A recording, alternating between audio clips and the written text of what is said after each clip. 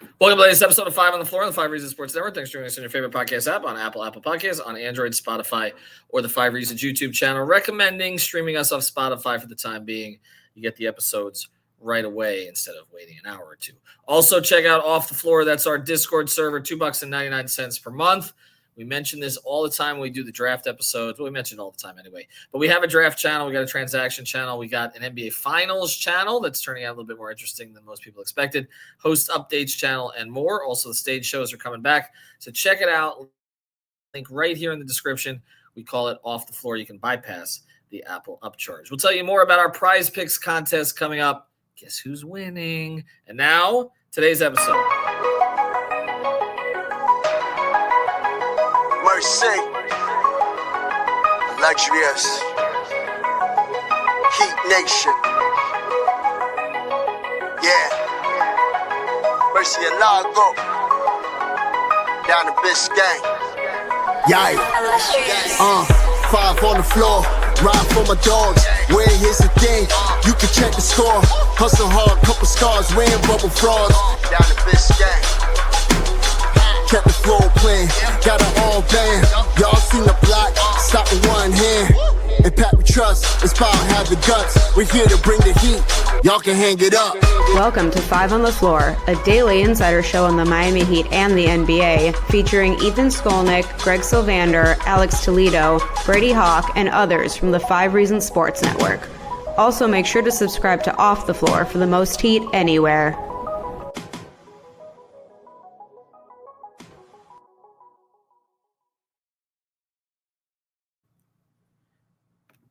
All right, welcome back to 5 on the Floor. Here's today's floor plan. I'm Ethan Skolnick. You can follow me at Ethan J. Skolnick at 5 Reasons Sports. I got Digital Adel. You can follow him at Digital Adel. As I mentioned, you can also find him on the draft channel on Off the Floor. So we're continuing our draft series.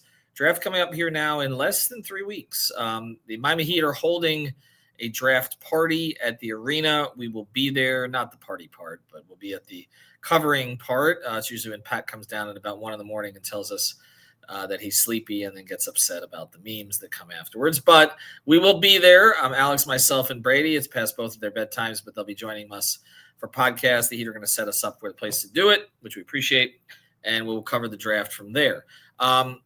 We have done a bunch of different episodes here. We've talked about, guards that can make a difference for the Heat. We at one point talked about if they could get in the top 5. We don't expect that to happen at this stage. We've also talked about players that could have been there at 15 if that pick hadn't gone away. And, of course, now it's Cooper Flagg for Dallas, although there were a couple things that had to play out for that to occur, and it wouldn't have happened from the Heat. But we're going to get very specific about a topic today, which is, and I know you don't like this word, so we're going to try to come up with a different word. But we did another episode about a lot of the guards are going back to school. And so this has changed the complexion of the draft somewhat. And I use the word reach. I said, if you're the Heat, do you reach for somebody who you really need or really like, but may not be projected to go at a certain spot? And we know, and I'll just preface it with this. We know that the Heat have a very particular way of doing things. They don't really care how other teams value a player. They care how they value the player, Adele. And so for them, it would not be perceived as a reach to say move up a few spots to make sure they get a guy who may be projected at 23, 24, 25 when they pick 20th, but you get up to 13 or 14 and take the player because that's your guy. I will say Tyler Hero was not projected to go as high as 13 when the Heat picked him. He was projected to go sort of late teens. Bam was not a slam dunk to be in the top 15 prior to that draft. Dwayne Wade was not projected to go in the top 5. By most, he was projected to go 9th overall to the Bulls. So I'll just ask you, is there another word we can come up with other than reach? So I can't put one specific word on it. The way I like to describe it is that you have to have a range of players. So 5 spots earlier than you normally would take somebody, or a player falls down 5 spots that you thought he wouldn't be there. So there's really kind of like a range more than, reaching for a player, so to speak. Okay, so we're talking about a range of players, and as you have this draft kind of cataloged, and I know you were not complete in it because a lot of things can happen between now and then, and just had the Chicago camp and measurables and all this sort of stuff. But the way that I understood you sort of saw this draft as we got into it initially, before players started going back to school, was you have Cooper Flagg at the top, then you had like 5 other guys who might be franchise-changing players, and then you had a lot of variability from kind of 7 on down to the 20s. Is that still fair? Absolutely. That is absolutely still fair. Where it kind of changed things when all these guards went back to school is from like pick 15 to say pick 25. Okay. That's where it kind of reshuffled the entire deck in my eyes. Okay, so 15 to 25, and of course the Heat pick right in the middle of that. So that's where this gets a little dicey. We always have the moments during the draft too where we get up about 3 picks before the Heat pick, and then we're engaging with everybody on Twitter on Playback. You're going to follow the draft with us on playback.tv/5RSN. Yes, you are. And so we start to do this, and it's like, okay, well, Cam Whitmore is available, for instance, right? Right. And this is somebody that Heat fans had heard of.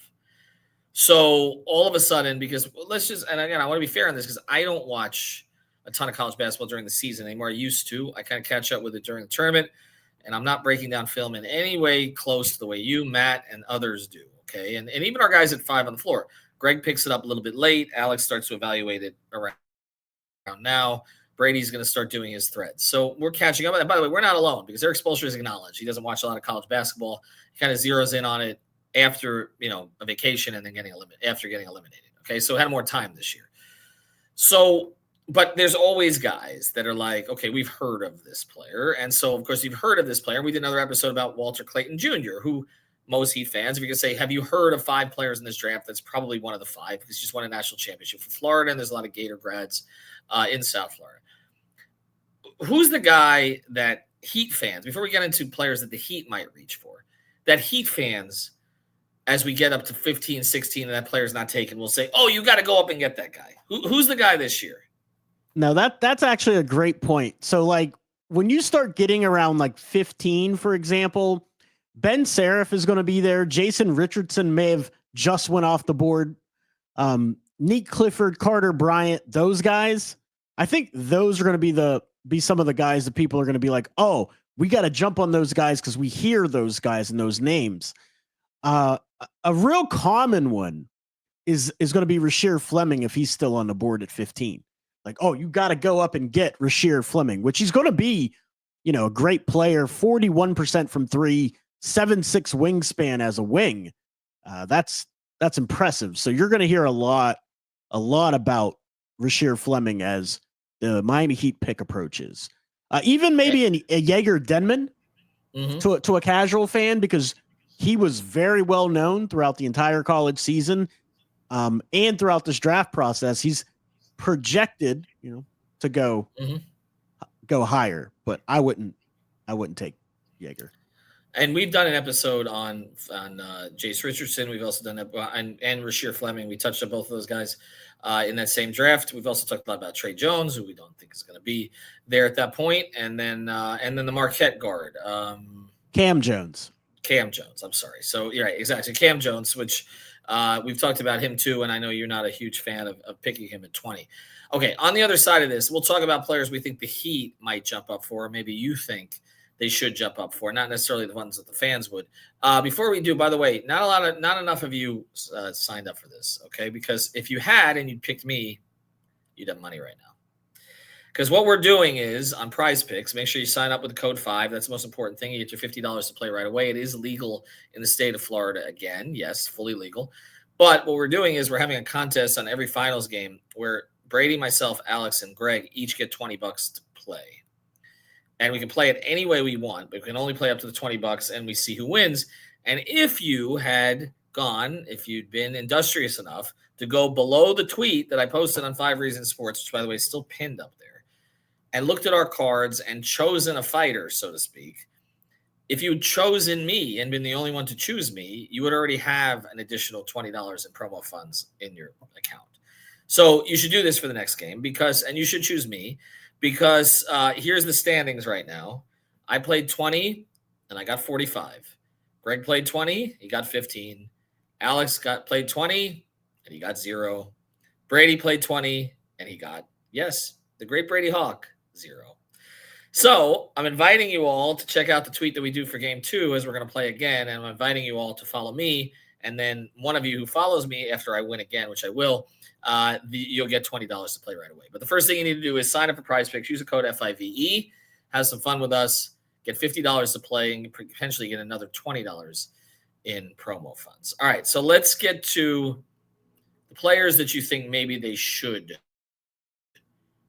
You want to do this as first as should or will? Or no, there is no will, right? There is no will, there is no way. There's a could, right? There's a could. There's a perhaps for sure. But the way I want to preface it, I wanted to talk about some guys who could be in contention who we haven't really talked about yet, that we really haven't gone in depth about. One of those guys is a facilitating point guard from France, Nolan Traoré. Nolan Traoré, throughout this process, we viewed as a very small guard, and he kind of played like it early in this international season. The international combine came, and turns out he's 6'3" without shoes, 6'4" with shoes, but he's got a 6'8" wingspan. He's only 175 pounds, but he's one of the best facilitators in the entire all of Europe. He's been terrific. Now he's 18 years old, so he's got a few, bugaboos with turnovers. Like, he leaves his feet to make passes sometimes, but he's got excellent vision and feel for the game at that age. Very crafty around the rim. His 3-point shooting was the major concern.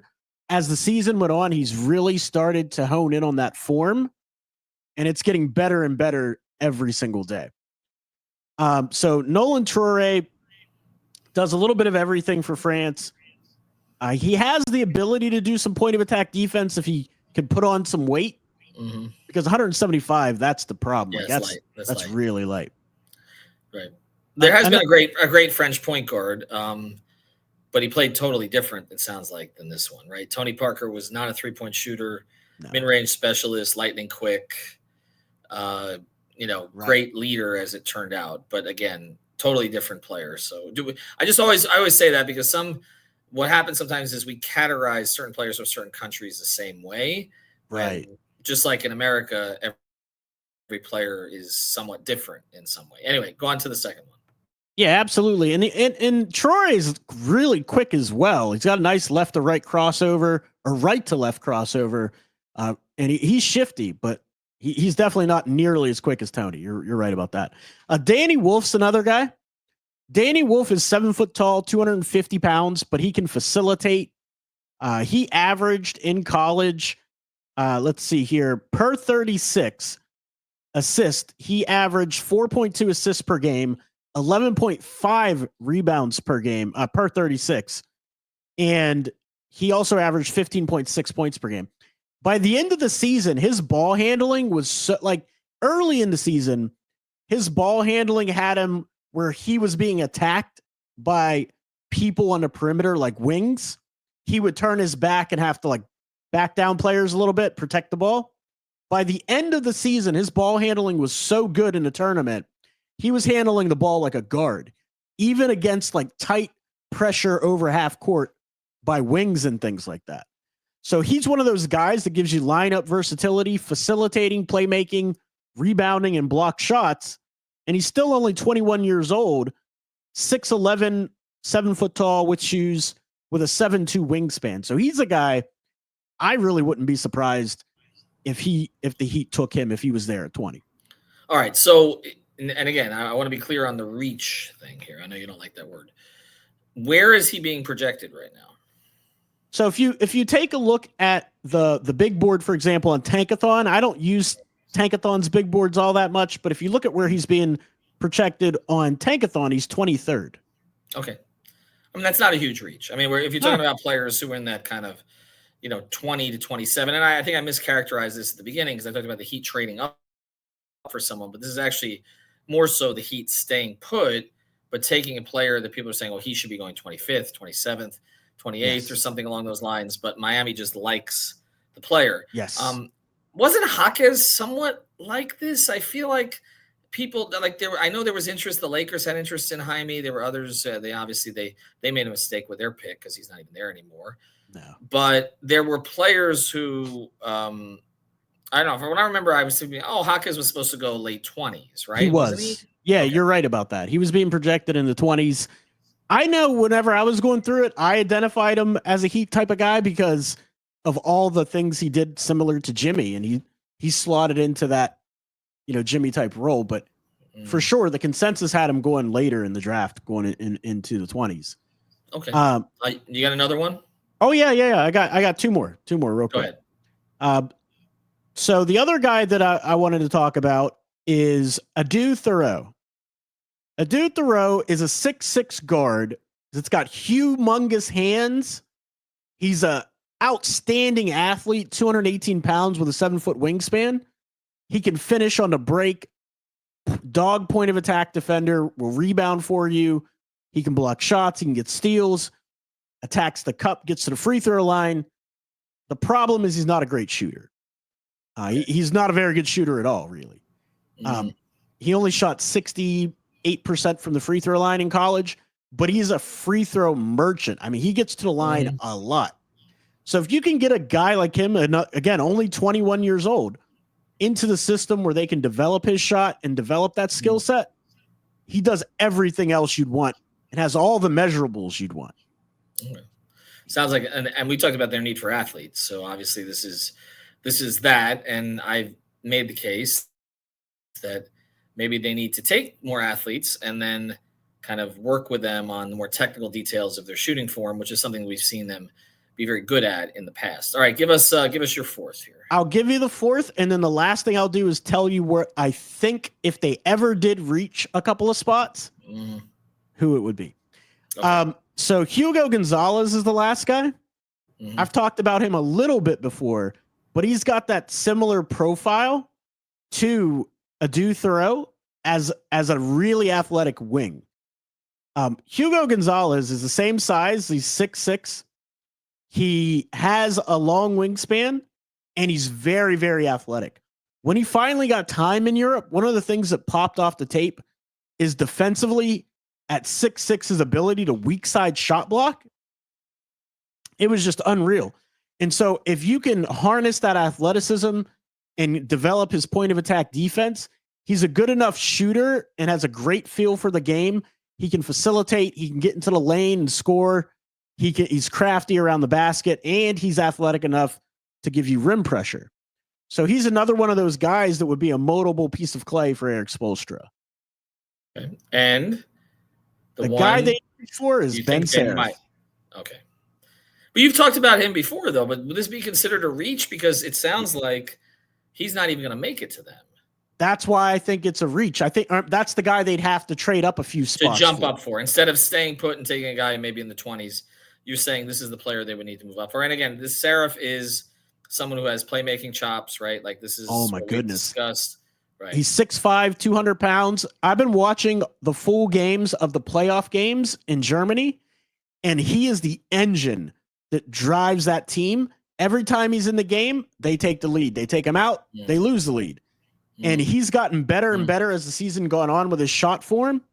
He talked about it in an interview where his coach worked throughout the season about getting his elbow in, getting more on balance, and getting his hand under the ball to get that shot to be more consistent.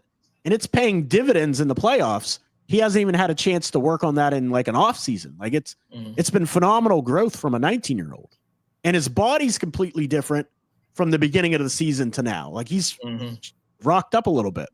Yeah, and we've seen the Heat do wonders with that too, hoping they can do it with Ware, but they've already done it with Jovic. And if they get a guy, I mean, look, they need playmaking. I don't think there's any question. We've discussed that ad nauseum. Playmaking, athleticism, shooting, pretty much everything. The size that they addressed last year. So those are some players to watch. And again, we'll go through some of these as we go forward. We got less than 3 weeks to go as we're also covering the finals. I have one question for you, just to ponder this a little bit. And I know what you might say because there is actually a player by this name. Who's the Nembhard in this draft? That's a great question. And it's not even a tough question because that player would be his little brother. Right. He's a 5'10" point guard, outstanding playmaker. he actually has a really nice mid-range jump shot. Like he can get that shot off against anybody. It's his 3-point shooting that he's really got to make sure that he dials that in to be successful at the next level. But he's really a second round pick. Like he's a late second rounder at that. Like he's not going to be. Well, so is Andrew. Right? I know. That's why I said he's he wasn't late second round, although that hezzy step back, hezzy, whatever the heck that was that he made. Halliburton's going to get all the credit for that. Nobody's going to remember the fact that Nembhard hit that shot over SGA while down 6 in game 1. Yeah, he's a kind of type of guard that really could help Miami. I was thinking of Rozier attempting that same thing, and then I was like, actually encourage that. Adel, we appreciate it. More Miami Heat draft series episodes to come, as well as episodes on the team. I know Greg and Alex are cooking something up, and yes, we'll probably do 75 more episodes on Kevin Durant. For those who follow HP Basketball on Twitter, he's going to be on with me next week. He had a report regarding the Suns and Durant that I want to discuss with him. But again, we'll continue the draft coverage as we lead up to June 25th. Have a good one, everybody.